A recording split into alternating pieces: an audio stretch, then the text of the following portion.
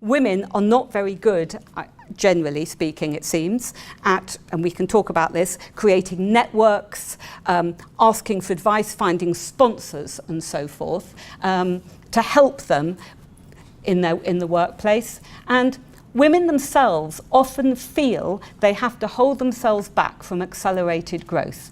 You know, they don't feel that they have the necessary tools to put themselves forward for management roles. And it's quite interesting at this Goldman Sachs workshop that I spoke about a couple of weeks ago, a few years ago. What we said was, what do you need to apply for jobs in management? So we asked female partners, why aren't you applying for head of department? We spoke to some of the women bankers and saying, why aren't you applying for partnership? And I don't know if this sounds familiar, most of them said something like, well, when a job spec comes up, I feel I can probably do 70% of it. I can't do 100%, and that's why I probably don't apply.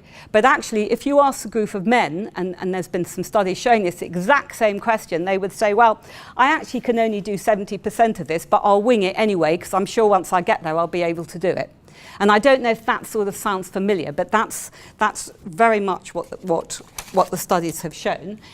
These are some of the reasons that women give for why they can't get forward.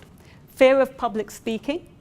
They can't strike the right balance on assertiveness. So I don't know if you've all heard this, but a woman who is very gentle and soft and so on, and then she's too soft to be a leader, and if she becomes a bit more aggressive, we've seen this with poor old Hillary Clinton, she becomes a complete ball breaker and aggressive, and she's just like a man, and that's a black mark against her.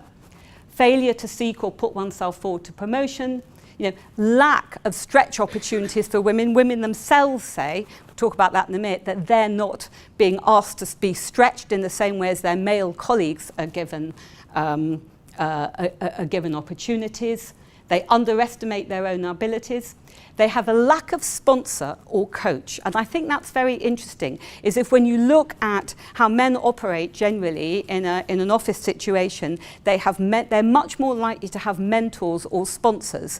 Women are much more likely to just get on and do the job and not seek networks around them or spend time trying to seek sponsors. And also, there's a challenge to maintain a work-life balance. I've always said that the battle will be won when every single young man in the office wants to take time off to get home, to bath his kids or learn French or whatever he does when he's not in the office. Because actually, until that time happens, nobody will take it seriously that women might need to balance and juggle as well.